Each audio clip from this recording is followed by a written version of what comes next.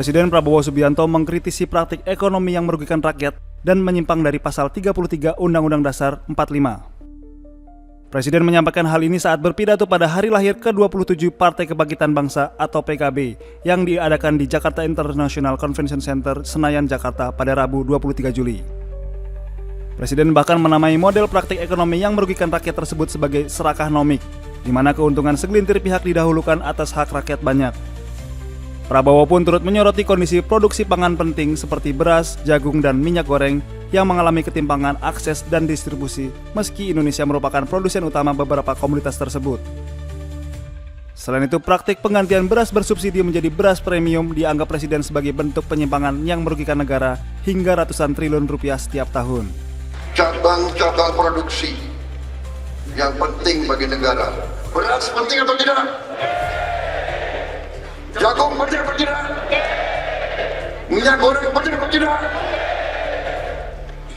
Dan ya,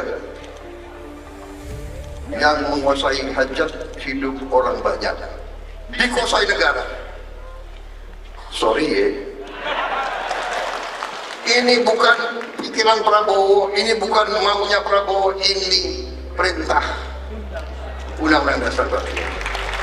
Presiden telah memerintahkan Kapolri dan Jaksa Agung untuk mengusut tuntas praktik serakah nomik tersebut. Di hadapan kader PKB, Prabowo pun juga menyampaikan komitmen untuk menjaga nilai Islam yang moderat dan menyejahterakan serta menegaskan peran penting pasal 33 Undang-Undang Dasar 1945 sebagai dasar perekonomian nasional.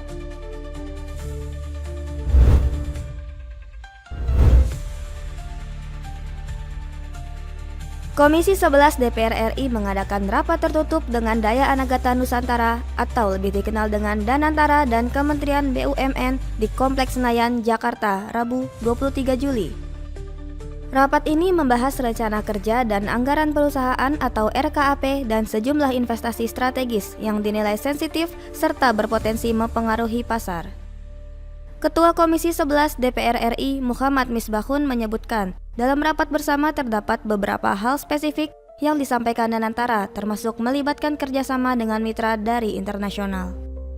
Misbahun juga menjelaskan terkait alasan pembahasan materi rapat yang dilakukan secara tertutup untuk menghindari potensi dijadikan bahan spekulasi di pasar apabila dibuka ke publik. Karena RKAP-nya investasi Danantara itu banyak nanti kita khawatirkan mempengaruhi dan menjadi bahan spekulasi di pasar, maka kita mendesain rapat ini tertutup untuk menjaga jangan sampai kemudian bahan rapatnya dijadikan bahan spekulasi dan kemudian mempengaruhi harga pasar yang menimbulkan spekulasi tidak perlu. Sementara itu, di sisi lain, CEO Danantara Rosan Ruslani menyambut baik momentum Danantara berkonsultasi dengan Komisi 11 DPR RI. Ia pun berkomitmen untuk menjalankan mandat investasi secara transparan serta sesuai prinsip tata kelola perusahaan. Ini adalah suatu hal yang baru kan memang. Jadi kami perlu mendapatkan banyak masukan, banyak konsultasi dengan dalam hal ini Komisi 6 dan 11, terutama Komisi 11 dalam hal ini agar apa yang kami lakukan ini sudah benar-benar mengikuti semua aturan, semua polisi kebijakan dan juga undang-undang yang ada. Saat ini mitra koordinasi Danantara di DPR terbagi menjadi dua, yakni di Komisi 6 yang meliputi holding operasional Danantara dan di Komisi 11 untuk holding investasi dan penugasan Public Service Obligation atau PSO.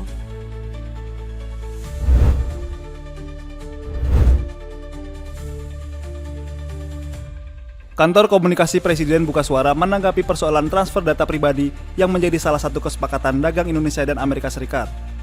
Kepala Kantor Komunikasi Kepresidenan Hasan Nasbi memastikan, transfer data yang disepakati dalam perjanjian tarif dagang antara Indonesia dan Amerika Serikat bukan pengelolaan data pribadi, melainkan pertukaran data komersial. Ditemui di Istana Kepresidenan, Jakarta, Rabu 23 Juli, Hasan Nasbi menyebut bahwa hal tersebut juga akan dijalankan sesuai dengan Undang-Undang Perlindungan Data Pribadi, sehingga keamanan data tetap terjamin. Ditemui dalam kesempatan yang sama, Menteri Komunikasi dan Digital Mutia Hafid mengatakan bahwa terkait pertukaran data dengan Amerika Serikat, Komdigi akan melakukan koordinasi dengan Menteri Koordinator Bidang Perekonomian Erlangga Hartanto. Ini tujuannya semua komersial. Jadi bukan data kita dikelola oleh orang lain, bukan juga kita mengelola data orang lain. Kira-kira seperti itu.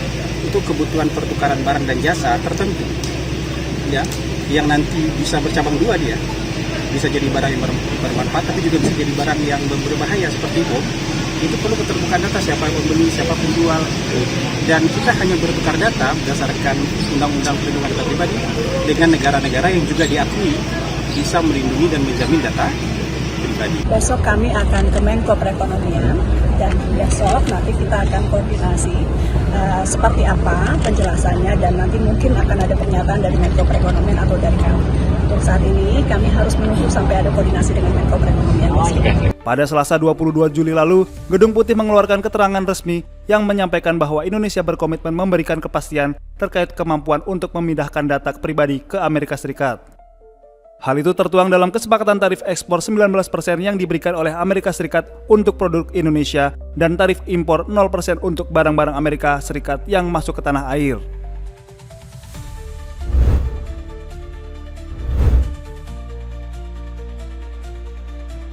Pemerintah Kabupaten Solok dan 50 kota menetapkan status tanggap darurat kebakaran hutan dari lahan selama 14 hari yang terhitung mulai 17 hingga 30 Juli 2025. Juru bicara Badan Penanggulangan Bencana Daerah Sumatera Barat, Ilham Wahab, saat dikonfirmasi di Padang, Rabu 23 Juli, mengatakan penetapan status tanggap darurat itu menyusul semakin meluasnya dampak karhutla di kedua daerah tersebut selama 60 hari terakhir.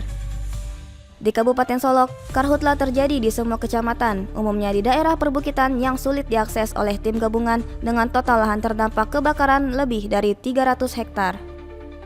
Selain Kabupaten Solok dan 50 kota, terdapat 6 daerah lain di Sumatera Barat yang juga mengalami karhutla, yakni Kabupaten Pesisir Selatan, Pasaman, Padang Pariaman, Tanah Datar, Kota Padang, dan Payakumbuh. Jika kondisi karhutla di daerah-daerah tersebut semakin memburuk, maka Pemprov Sumbar juga akan menetapkan status tanggap darurat.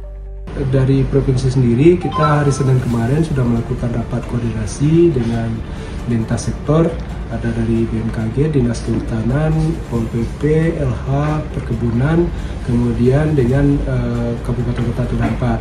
Dari hasil rapat kemarin, kalau memang terjadi intensitasnya meningkat atau musim kemarau kita ini masih berpotensi panjang, kita di Sumatera Barat akan menetapkan status siaga darurat. Ilham menambahkan sejauh ini belum ada pembahasan mengenai metode waterbombing atau penyiraman air dari helikopter untuk memadamkan kebakaran hutan. Namun metode lain seperti teknik modifikasi cuaca sedang dipertimbangkan untuk membantu proses pemadaman kebakaran hutan dan lahan di Sumbar, terutama di 2 daerah yang telah menetapkan status tanggap darurat.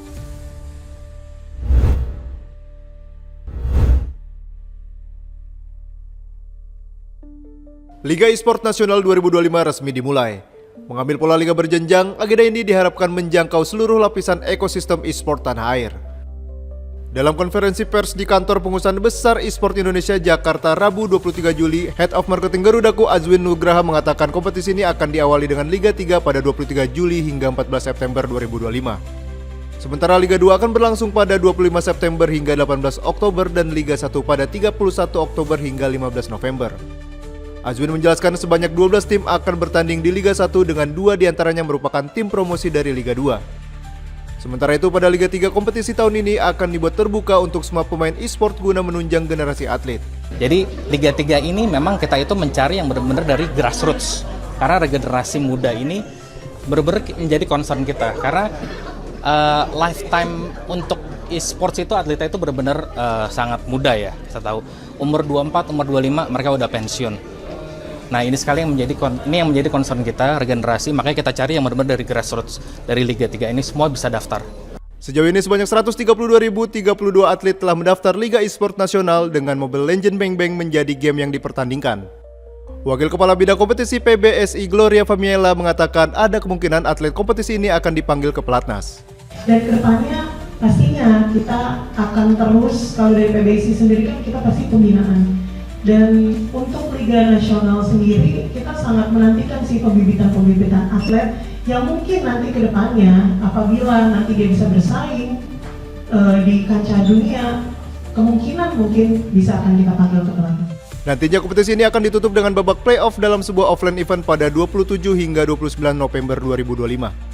Adapun total hadiah dalam kompetisi ini mencapai 2,1 miliar rupiah yang terdiri dari 40 juta rupiah untuk Liga 3, 200 juta rupiah untuk Liga 2, dan 1,8 miliar rupiah untuk Liga 1.